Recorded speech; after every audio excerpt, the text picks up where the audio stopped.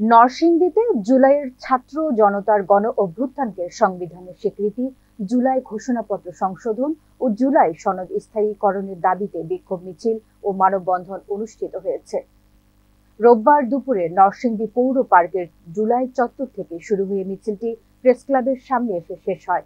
বক্তারা বলেন, 24 জুলাইয়ের গণ অভ্যুত্থান বাংলাদেশের গণতান্ত্রিক আন্দোলনের এক গুরুত্বপূর্ণ মাইলফলক হলেও দীর্ঘ 1 বছরেও এর সাংবিধানিক স্বীকৃতি দেওয়া হয়নি। তারা বলেন, শহীদের রক্তে অর্জিত গণতন্ত্র সুসংহত করতে হলে এই দিনটিকে সংবিধানে অন্তর্ভুক্ত করতে হবে।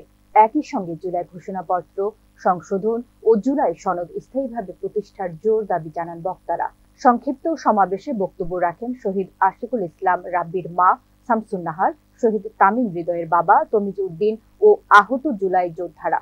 মানববন্ধন ও সমাবেশে জেলার বিভিন্ন শ্রেণী পেশার মানুষ অংশগ্রহণ করেন। পরে জেলা প্রশাসকের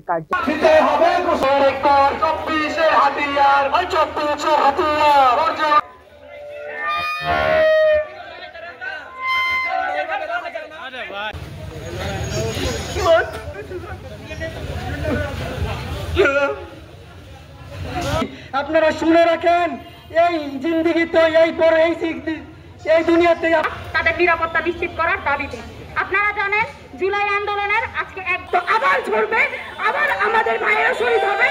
আমরা জুলাই সনদ ইনশাআল্লাহ ছিনিয়ে আনবো। পূর্ণ সদস্য হারিয়েছে, একজন স্বজন হারানোর শোক কে চেয়ে বেশি। আমরা খোঁজ খবর পাই নাই, আমরা লক্ষ্যের বিনিময়ে আমরা ছেলের লক্ষ্য দিয়ে আজকে দেশ স্বাধীন হয়েছে। বিচার চাই, আমরা এ পর্যন্ত আমরা কোনো খোঁজ খবর না, আমরা ছেলে আছে